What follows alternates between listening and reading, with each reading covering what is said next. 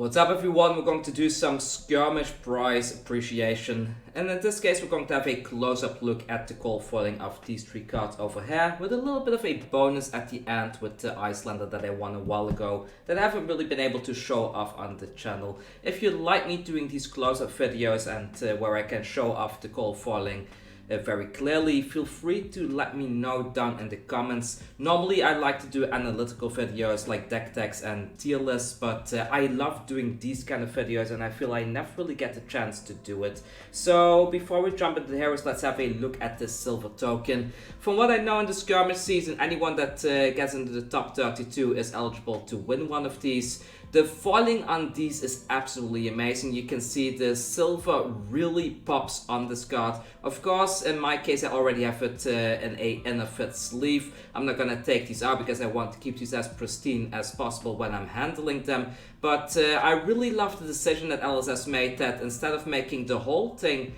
gold for them, because they could have very easily have made the rings gold foil. Instead they've chosen to only make the coin itself gold foil, which makes it pop all the more under the right light angle. As you can see, it's just a very beautiful gold foiling on this particular card right here. Really love it. I'm kind of happy that now we have both the copper and the silver token. I guess at some point we will also get a gold piece. Maybe that's something that will be in Dynasty, or Dynasty, whatever you want to call it, what's coming out pretty soon. But yeah, do you like this one or do you prefer the copper token? Feel free to let me know down below. And if you want me to do a close-up shot of the copper token, I do have that one in my collection. I'm more than happy to do that as well. So next up, let's have a look at Fi then, shall we? So Fi, he has the modern cold foil treatment, and what I mean by modern cold foil treatment, nowadays the heroes also have the same kind of cold foil treatment like we have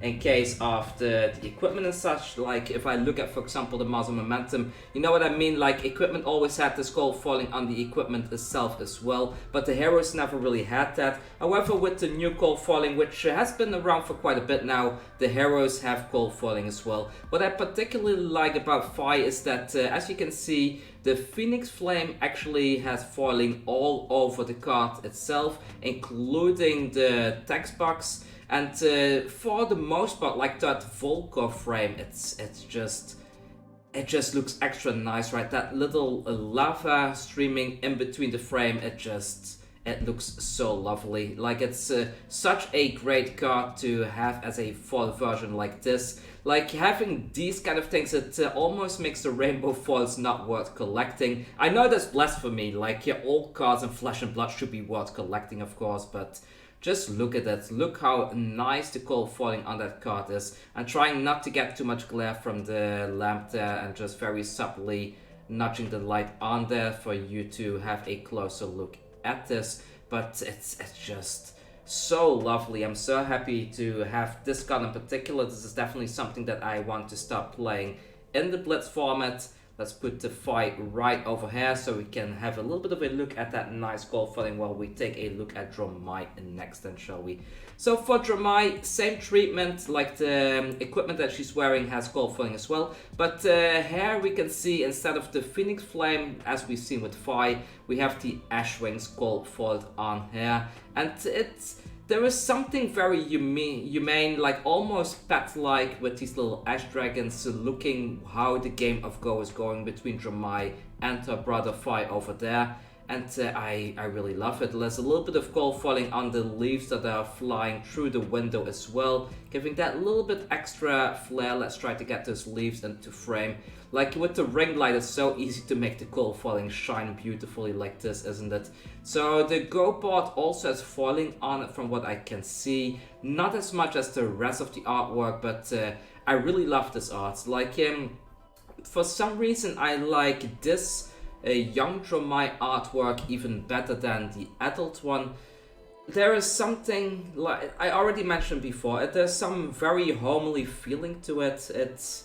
I like this very subtle fantasy art style that is not really over the top with like with that massive dragon showing in the adult artwork. I like that it's so subtle with these little ash wings in the artwork, with these little leaves flying from this beautiful forest in the background, and you can see these shadows of the what I assume to be some bamboo on the other side of the what do you call it, the frame, like casting a shadow onto the rice paper. It's just amazing. I absolutely love it. I am so happy that I managed to get both of these because, well, most of you already know, like, Uprising is by far my favorite set in Flesh and Blood right now, and a lot of that has to do with the Asian aesthetics in the set and all the little historical vibes that are going on in it. And then finally, I also want to have a quick look at Icelander. Like Iceland, I already have it in this box. I hope the box, I've been playing around with it a bit, so I hope the box isn't too scratched up and damaged. But look at this. So the cold foiling on this card, like you even have foiling right on the face, like the makeup that Icelander has on her face is foiled as well. Of course, the adult version, it doesn't have Baramy in the background. It's a shame. Maybe I should alter this, have a little Baramy painted in there, because that is our favorite Flesh and Blood hero after all, isn't it? But I'm really happy with the treatment. Like the choice to make the heroes foil as well has definitely been a huge improvement. I'm kind of wondering though, like how would these cards look like if we had the heroes foil but the background would be rainbow foil? Would it take away from the cold foiling or would it add to it? It's something I would kind of love to see. Maybe I'll try to do a bit of a side project where I get some cheap cold foil heroes, maybe some from the Farewell to Raid event, where I cut them out and make a bit of a 3D version in cold foil of them.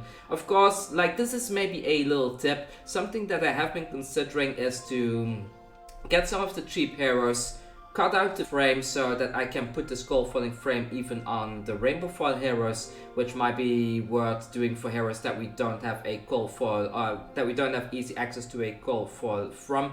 Especially things like Dorinthia. If you can get like a cheap Dorinthia cold foil and you cut out the frame and you put it on top of a regular adult Dorinthia token card, then you're kind of in a decent position, I would say, because the original Dorinthia doesn't have that full cold foiling anyways. The Marvels nowadays do, which by the way, I have a Italian case of history packs on the way, so we will be seeing that on the channel very soon. I will open it on here.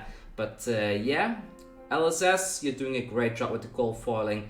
Keep doing it this way. Also super happy that I managed to get first place in one of the Road to Nationals and win this card. I have Fi as well. It's in my deck box in my bag at the moment, so I'm not gonna show it on the mat today, but if you want me to do the Fi one on screen as well, feel free to let me know. I have most of the promos in the game in cold foil already, so whatever card you want to see, leave a comment and I will be sure to make a short video about it.